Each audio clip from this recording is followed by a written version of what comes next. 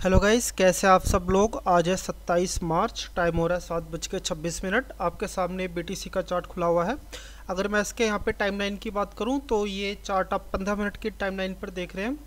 तो इस 15 मिनट की टाइमलाइन पर आपको यहाँ पर अच्छी खासी मार्केट में गिरावट देखने को मिल ही रही होगी, ठीक है। एंड देन जस्ट यहाँ पर अगर मैं सपोर्ट की बात करूँ तो सपोर्ट बन रहा है यहाँ पर 85,866 पर, ठीक है। तो 15 मिनट की टाइमलाइन पर यहाँ पर कुछ खास बताने के लिए नहीं है।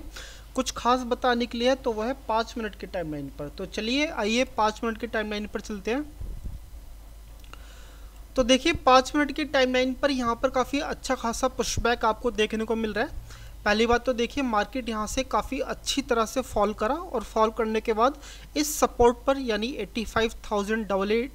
85,866 पर, इस सपोर्ट पर आपको यहाँ पर बाइंग देखने को मिल रही है। तो अब हम यहाँ पर क्या कर सकते हैं, क्या पॉइंट ऑफ व्यू है हमारा। तो भाई देखो, हम यहाँ पर बाइंग के लिए भी लेट हो चुके हैं, ठीक है। तो यहाँ पर हम ना तो सेलिंग के अंदर घुस पाए, ना ही हम यहाँ पर बाइंग के अंदर घुस पाए। तो अभी मुझे लगता है कि यहाँ से दूरी बना करके रखनी चाहिए। मैं आपको इसका एक कारण बता देता हूँ। तो देखो 15 मिनट की टाइमलाइन पर ये भी आपको एक तरह का क्या कर रहा है, रेजिस्टेंस का काम कर रहा है। तो अभी मार्केट छोटे से माइनर रेजिस्टेंस पे अभी चल रहा है, ठीक है। तो देखो यहाँ से मैं ट्रेड लूँ, इसका कुछ कारण नहीं बनता, कुछ लॉजिक नहीं है, ठीक है। एंड देन यहाँ से मैं सोच के आ रहा हूँ, देखो यहाँ से मैं सोच रहा हूँ कि ना कुछ इस तरह की ना कंसोलिडेशन देखने को मिले। जैसे कि आप कंसोलिडेशन देख रहे हैं ना, इस तरह की कंसोलिडेशन देखने को मिले, फिर वहाँ से कुछ सेटअप बनता है तो ठीक है। लेकिन मैं ऐसे मार्केट के अंदर मैं एंट्री नहीं करना चाहूँगा जहाँ से सेलिंग प्रेशर बनने के चांसेस होते हैं, ठीक है। तो चलिए फिर जब भी मेरे हिसाब से कोई सेटअप बनता है तो मैं आपको यहाँ पर ज़रूर बताऊँगा। लेकिन ऐसे उठती हुई मार्केट में जो मेरा सेटअप ही नहीं है, मैं वहाँ से ट्रेड लेने की कोशिश भी नहीं करता हूँ, ठीक है। तो फिर चलिए जब भी कोई सेटअप बनता है तो मैं आपको अपडेट करता हूँ। तो हाँ जी गाइस, अभी टाइम हो रहा है 7:40। इस वाली कैंडल जस्ट अभी ऑफ होने वाली, क्लोजिंग देने वाली है। इसकी क्लोजिंग में करीबन 40 सेकंड के आसपास का टाइम है। तो मैंने सोचा कुछ चीज़ें मैं आपको अपडेट कर दूं। तो मैं यहाँ से जैसे ही कैंडल क्लोज होगी मैं एक ट्रेड लूँगा जो कि होगा सेलिंग की तरफ। वो ट्रेड मैं तभी लूँगा जब इसका जो लो है वो ब्रेक डाउन होगा, ठीक है। एंड देन चलिए फिर देखते हैं। और अगर मैं यहाँ पर एस की बात करूँ तो एस जस्ट इस कैंडल के ऊपर रहेगा। तो जी ठीक है, ये कैंडल जस्ट अभी क्लोजिंग देने वाली है। तो जैसे ही मैं कैंडल इसका ब्रेक डाउन करेगी तो वैसे हम यहाँ पर एक ट्रेड लेंगे, ठीक है। चलिए फिर अब ट्रेड पे ही मिलते हैं। तो हाँ जी भाइयों, यहाँ पर इसका ब्रेक डाउन हो चुका है एंड देन मैं यहाँ पर एक ट्रेड एग्जीक्यूट कर चुका हूँ, ठीक है। तो फिर चलिए जल्दी से मैं यहाँ पर एक एसएल लगा देता हूँ। ये है 86,658 का, 86,658 का, ठीक है। तो हाँ जी, तो अब मैं यहाँ पर आपसे कुछ चीज़ें डिस्कस करना चाहूँगा मैं अपने एसएल के बारे में। तो देखिए यहाँ से कैंडल ना थोड़ी सी बड़ी बन जाए, ठीक है। फिर उसके बाद मैं अपना एसएल थोड़ा सा शिफ्ट करके मैं अपने कुछ ना कुछ प्रॉफिट में मैं यहाँ पर रखना चाहूँगा। क्योंकि कई बार ऐसा होता है कि मार्केट में कैंडल्स तो काफ़ी लंबी बन जाती है, फिर स्पाइक देकर फिर से दोबारा से लौट के आ जाती है। जैसे कि आप ये स्पाइक देख रहे हैं ना, ये फिर से स्पाइक दे करके फिर से ऊपर की तरफ आ जाती है, ठीक है। तो अगर मुझे यहाँ पर एसएल ट्रेल करने का मौका मिलेगा तो मैं इसको ज़रूर ट्रेल करना पसंद करूँगा। तो फिर चलिए, अभी तो इस कैंडल की क्लोजिंग में करीबन बहुत टाइम है, 3.5 मिनट का टाइम है। तो देखो अगर ये वाली जो कैंडल है क्लोजिंग के टाइम मतलब मान के चलिए अगर 40 सेकंड 50 सेकंड रह रहे होंगे और मुझे इतने ही डॉलर का लॉस हो रहा होगा, $70 या $30 का मुझे प्रॉफिट हो रहा होगा, तो मैं वही डॉलर लेके वहाँ से निकल जाऊँगा। क्योंकि आप ज़रा मार्केट को देखिए कि यहाँ पे कैंडल्स बहुत बड़ी बड़ी बन रही है, ठीक है। एंड देन देखिए जिस तरह से स्पाइक भी यहाँ पर आ रही है। तो फिर चलिए इस ट्रेड में क्या मैं होल्ड कर पाता हूँ या नहीं कर पाता हूँ, ये तो इस कैंडल की पूरी बॉडी जब बन जाएगी, क्लोजिंग दे देगी, तभी पता चलेगा। तो फिर इस ट्रेड को आप अभी इंजॉय कीजिए एंड देन फिर मिलते हैं 2.5 मिनट बाद।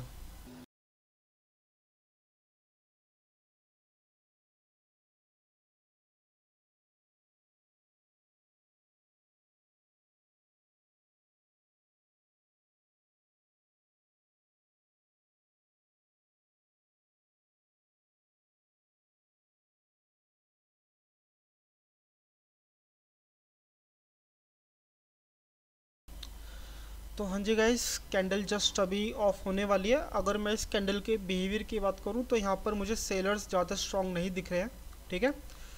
एंड देन चलिए फिर देखते हैं। मैं तो इस ट्रेड को अभी होल्ड करने वाला हूँ क्योंकि यहाँ से बायर्स उतने ज़्यादा स्ट्रांग नहीं है, तो कुछ कहा नहीं जा सकता कि 50-50 चांस है कि यहाँ से शायद रिकवरी भी हो सकती है और एसएल भी हिट हो सकता है, ठीक है।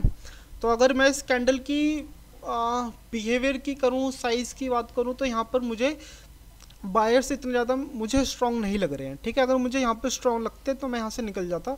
तो मैं इस ट्रेड को देखते हैं भाई, और होल्ड करूँगा मैं तो इसको जब तक मेरा एसएल हिट नहीं हो जाता, क्योंकि कॉन्फिडेंस जस्ट इस वाली कैंडल की पोजीशन से भी आ रहा है, क्योंकि इसमें स्पाइक बन रही है और बॉडी ज़्यादा बड़ी नहीं है, छोटी बॉडी है।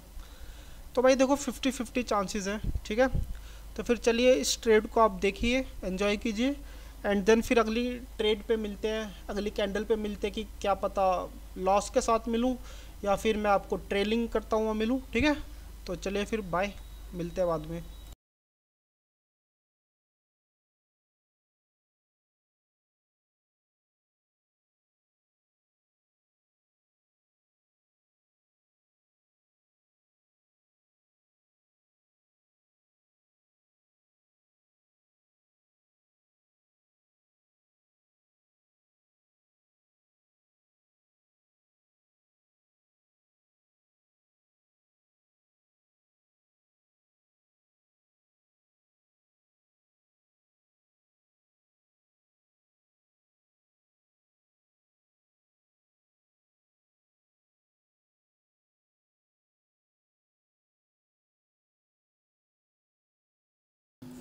तो हाँ जी गाइस, अभी टाइम हो रहा है 7:50। ये वाली कैंडल जो अभी बन रही है ये भी जस्ट क्लोज होने वाली है।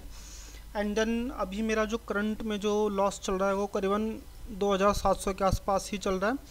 और अब प्रोबेबिलिटी ये है कि मेरा शायद एसएल यहाँ पर कट ही जाएगा, ठीक है। एंड देन देखो यहाँ पर जो मैंने ट्रेड लिया था उस टाइम का माइंड सेटअप मेरा कुछ अलग था। वो सेटअप कुछ इस टाइप का था कि भाई मार्केट जब फॉल करता हुआ आ रहा है तो मार्केट में बाउंस बैक आने के साथ फिर से मार्केट शायद नीचे की तरफ जाए, ये मेरी प्लानिंग और प्लॉटिंग थी।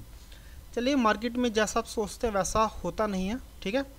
एंड देन यहाँ पर मार्केट ने फॉल्स बैक दिखाया, यहाँ पर फिर से मार्केट रिकवर करता हुआ ऊपर की तरफ जा ही रहा है। तो ठीक है भाई, मार्केट में चीज़ें कुछ ऐसी होती हैं। ओके, तो फिर अब समय रह चुका है कि भाई अपने एसएल के कटने का। यहाँ से रिकवरी होना बहुत ज़्यादा मुश्किल है, ठीक है। क्योंकि देखो, अगर ये वाली कैंडल जो अभी बन रही है, अगर ये प्रीवियस कैंडल के लो को अगर ब्रेक डाउन कर देती है तो भाई यहाँ पर बचने का बहुत ज़्यादा मौका है, ठीक है। और दूसरा जो संभावनाएं क्या हैं, पॉसिबिलिटीज़ क्या हैं, दूसरी पॉसिबिलिटीज़ ये है कि भाई मार्केट हो सकता है कि यहाँ पर शायद आधे घंटे के लिए फंस गया है, ठीक है। तो अगर मार्केट यहाँ पे आधे घंटे के लिए फंस गया है तो भाई फिर तो हम एक रेंज में यहाँ पर आकर के फंस चुके हैं, जो कि मुझे ऐसा लग रहा है, ठीक है, कि मार्केट अब यहाँ पर कंसोलिडेशन में जा चुका है। क्योंकि ना तो यहाँ पर एसएल कटा मेरा, और ना ही यहाँ पर मुझे कोई प्रॉफिट के अंदर मुझे यहाँ पर कुछ चीज़ें देखने को मिल रही हैं, ठीक है।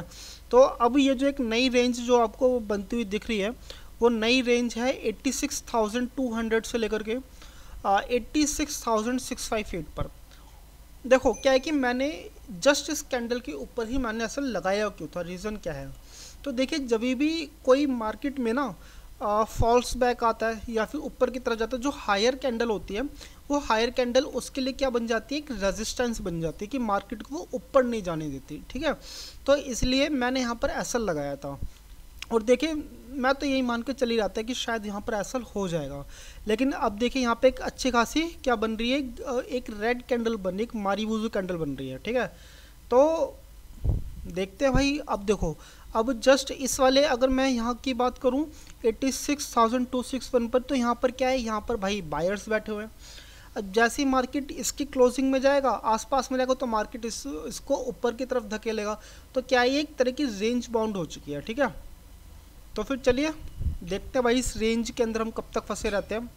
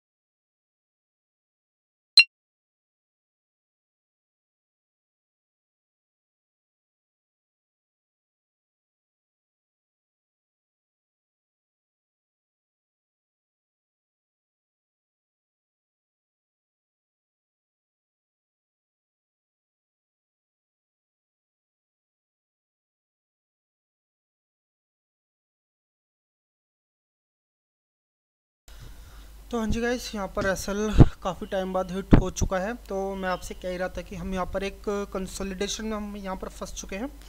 क्योंकि देखो क्या है कि जब भी मार्केट को कहीं पे भी जाना होता है तो वो एक कंसोलिडेशन के साथ जाता है, ठीक है।